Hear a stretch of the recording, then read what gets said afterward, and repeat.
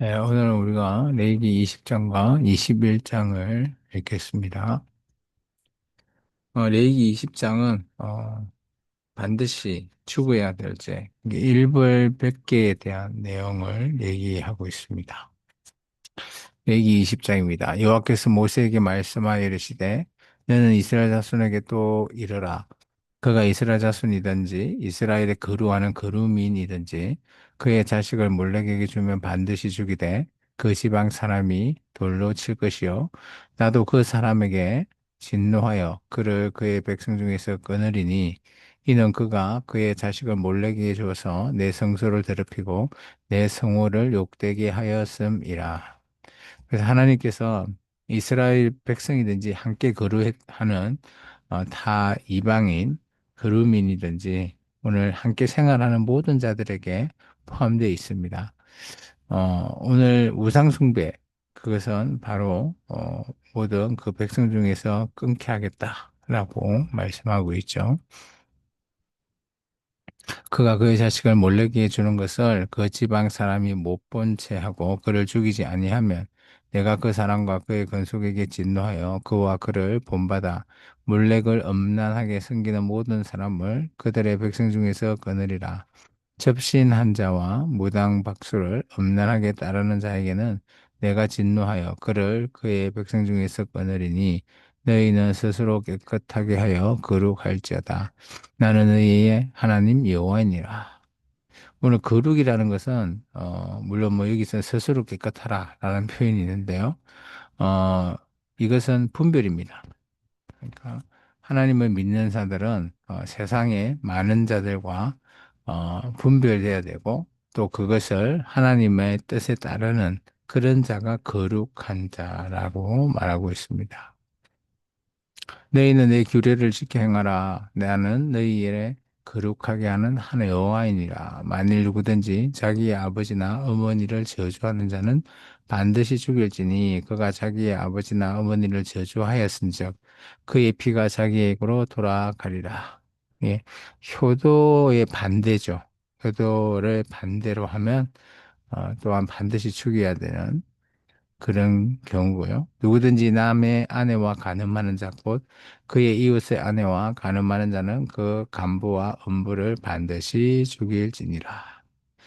이게 뭐 이것 또한 뭐 십계명 안에 포함되어 있는 그런 부분을 다시 강조하고 있죠. 누구든지 그의 아버지의 아내와 동침하는 자는 그의 아버지의 하체를 범하였은즉 둘 다 반드시 죽일지니 그들이 피가 자기들에게로 돌아가리라. 누구든지 그의 며느리와 동침하거든 둘 다 반드시 죽일지니 그들이 가정한 일을 행하였음이라. 그들의 피가 자기들에게로 돌아가리라. 누구든지 여인과 동침하듯 남자와 동침하면 둘 다 가정한 일을 행함인즉 반드시 죽일지니 자기의 피가 자기에게로 돌아가리라. 그래서 이 공동체 내에서 이런 일들을 벌리면 안 되는 이런 악한 일들을 계속해서 얘기하고 있죠. 그래서 끊어지는 일벌백계의 경우들을 얘기하고 있습니다. 누구든지 아내와 자기의 작물을 함께 데리고 살면 악행인즉 그와 그들을 함께 불사를 지니 이는 너희 중에 악행이 없게 하려 함이니라. 여기서 함께 산다라는 것은 그죠? 함께 하는 이런 성관계 이런 포함을 하고 있는 겁니다. 그래서 악행이라고 얘기하죠. 남자가 짐승과 교합하면 반드시 죽이고 너희는 그 짐승도 죽일 것이며 여자가 짐승에게 가까이 하여 교합하면 너는 여자와 짐승을 죽이되 그들을 반드시 죽일지니 그들의 피가 자기들에게로 돌아가리라. 누구든지 그의 자매고 그의 아버지의 딸이나 그의 어머니의 딸을 데리다가 그의 하체를 보고 여자는 그 남자의 하체를 보면 부끄러운 일이라. 그들의 민족 앞에서 그들이 질지니 그가 자기의 자매의 하체를 범하였은즉 그가 그의 죄를 담당하리라. 누구든지 월경 중에 여인과 동침하여 그의 하체를 범하면 남자는 그 여인의 근원을 드러냈고 여인의 여인은 자기의 피의 근원을 드러내었음인즉 둘 다 백성 중에서 끊어지리라.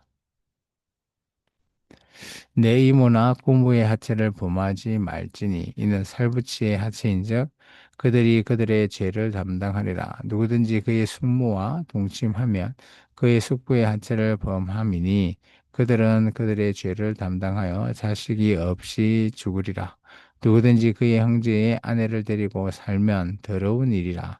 그가 그의 형제의 하체를 범함이니 그들에게 자식이 없으리라. 너희는 나의 모든 규례와 법도를 지켜 행하라. 그리하여야 내가 너희를 인도하여 거류주하는 땅이 너희를 토하지 아니하리라. 그래서 오늘 이 땅에서 살아가는 사람으로 말미암아 땅이 토한다라는 표현을 하죠.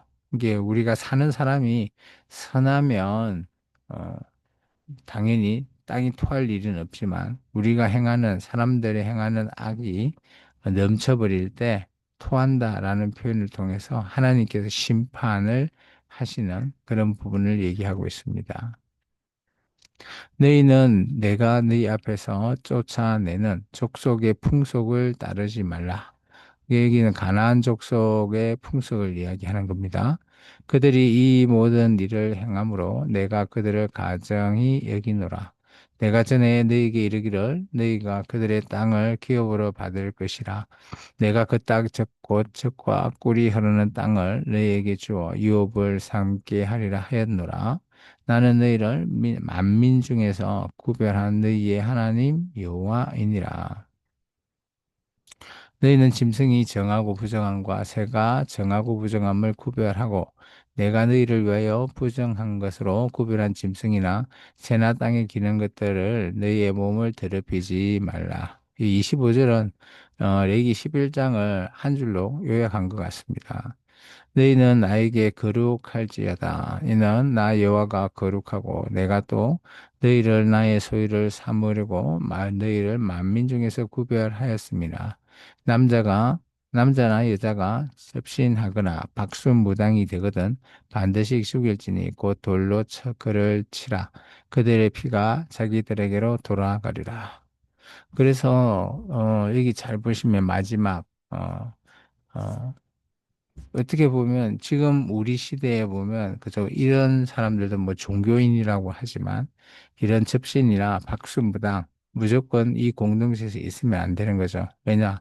그들은 우상을 숭배하고 있는 것입니다. 그래서 하나님께서 가장 첫 번째, 그죠? 가장 남의 어떤 신도 섬기지 말라라고 하는 그 십계명의 제1계명에 대한 진노는 하나님을 그래서 우리가 그 진노에서 넘어갈 수가 없습니다.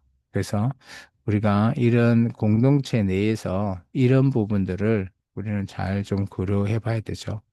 21장은 이와 반대되는 그죠? 어, 제사장에 대한 것을 얘기하고 있습니다. 여호와께서 모세에게 이르시되 아론의 자손 제사장들에게 말하여 이르라 그의 백성 중에서 죽은 자를 만짐으로 말미암아 스스로 더럽히지 말려니와 그의 살부친 그의 어머니나 그의 아버지나 그의 아들이나 그의 딸이나 그의 형제나 출가하지 아니한 처녀인 그의 자매로 말미암아서는 몸을 더럽힐 수 있느니라.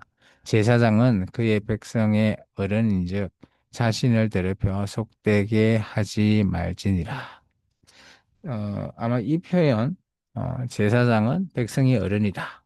뭐 나이와 상관이 없다. 이런 부분을 통해서 오늘날 우리 목회자에게도 적용을 하지 않았나 보통 그렇게 되었습니다. 그래서 나이가 어린 목회자에게도 나이가 많은 장로님이 목사님이라고 존칭을 쓰는 그런 부분들을 또 얘기하고 있는 것 같고요. 그래서 제사장의 규례에 대한 것들을 오늘 자세히 이제 지켜야 될 내용들을 말하고 있습니다. 제사장들은 머리털을 깎아 대머리 같게 하지 말며 자기의 수염 양쪽을 깎지 말며 살을 베지 말고 그들의 하나님께 대하여 거룩하고 그들의 하나님 이름을 욕되게 하지 말 것이며 그들은 여호와의 화제고 그들의 하나님의 음식을 드리는 자인즉 거룩할 것이라.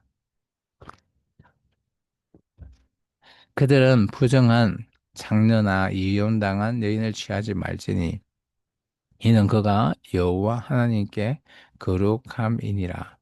너는 그를 거룩히 여기라. 그는 내 하나님의 음식을 드림이니라. 너는 그를 거룩히 여기라. 너희를 거룩하게 하는 나 여호와는 거룩함이라. 여기서 이제 특히 제사장, 이게 지도자로서 종교 지도자로서 모범을 보여야 되는 그런 사람들은 또 다른 일반 성도와 분별이 되어야 되고, 그죠? 구분이 되어야 되는 겁니다. 그것이 거룩이죠. 어떤 제사장의 딸이든지 행음하여 자신을 속되게 하면 그의 아버지를 속되게 함이니 그를 불사를 지니라.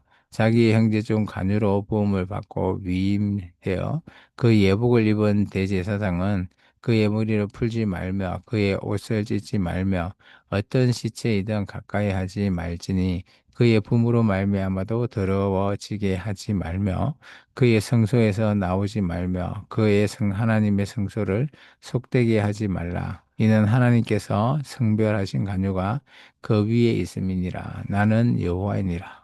이 대제사장은 철저하게 하나님의 성소 안에서 어, 자기의 가족이나 형제나 뭐 이렇게 안타깝게 죽은 사람들, 부모나 그런 분을 어, 만날 수도 없고요. 이제 시체를 가까이 하면 안 되니까 가서 장례를 치를 수도 없는 그런 일입니다. 그래서 대제사장은 어떻게 보면 하나님께 속해 있죠.